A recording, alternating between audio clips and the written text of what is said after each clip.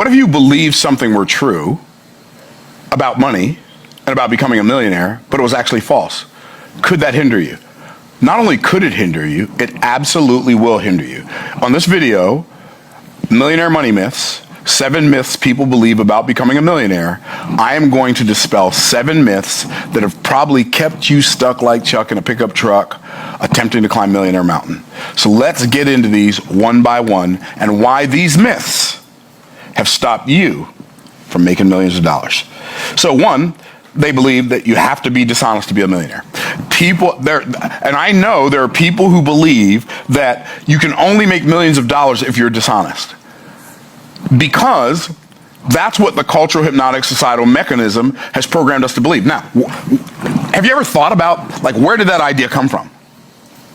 Like it had to start somewhere, right? The whole concept that if you're going to make millions of dollars, you got to be dishonest. That idea had to start somewhere.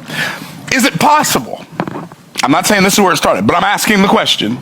Is it possible that it started with somebody who wanted to find something to blame other than themselves not becoming the person or doing the thing? So they came to the conclusion, well, I've worked really, really hard for a really, really long time in the same field and blah, blah, blah, blah, blah, blah, and I'm not rich, therefore, and I'm a very honest person, therefore, in order for people to make millions, they have to be dishonest. Is that a possibility? Well, we have to admit that it is at least a possibility. But the reality is, there are people who've made millions of dollars because they're dishonest. There are people who've made billions of dollars because they're dishonest. But I submit to you that that is the exception rather than the rule. The rule, in my mind, is if you don't treat people good over a long period of time, you're going to develop so much bad will in the marketplace that you make millions of dollars. You'll be doing well if you can make thousands if you don't treat people well.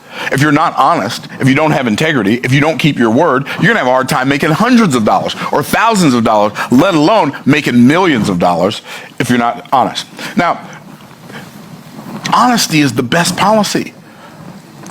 And Jordan Peterson, in his book, 12 Rules for Life, one of the chapters is called, Always Tell the Truth, At Least Don't Lie. I love that. Never speak with the intent to deceive someone. And so, if you believe that you have to be dishonest in order to make millions of dollars, how can that hurt you? Well, it can hurt you because if you see yourself as an honest person, then you will resist and avoid any opportunity to create wealth because we will never work hard to become something that we despise.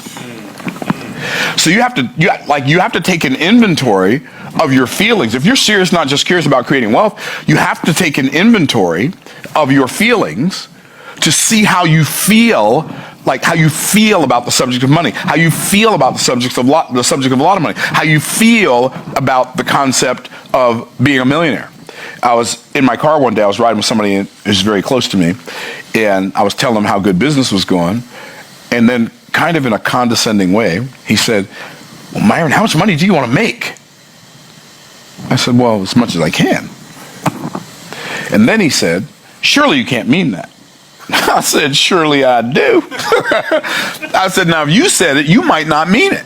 But if I say it, oh, you can take it to the bank. I want to make as much money as I possibly can. Now, what I find fascinating is, and then I asked him, I said, why, how much do you want to make? He said, not that much, I'm not that greedy. Oh, so you believe if somebody wants to make more money, that means they're greedy. Well, more money than what? Well, clearly the only answer is more money than you're making.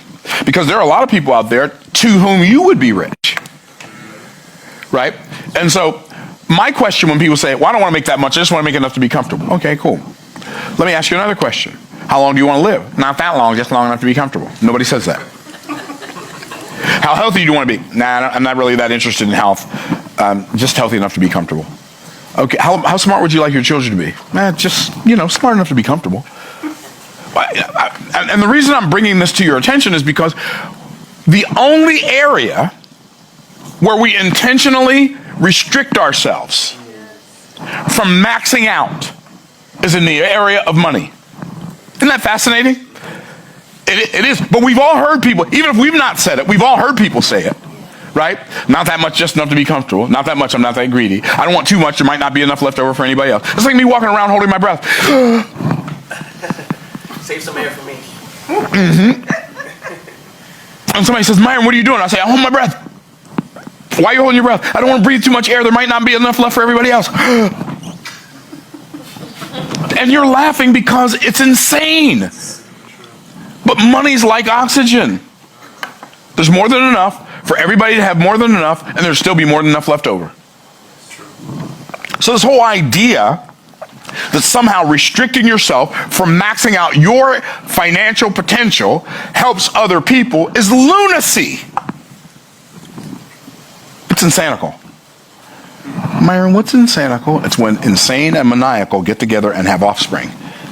It's insanical. It doesn't make any sense for you to believe that. It doesn't help anybody. It doesn't help your family. It doesn't help you. It doesn't help you help anybody. So you want to make enough to be comfortable.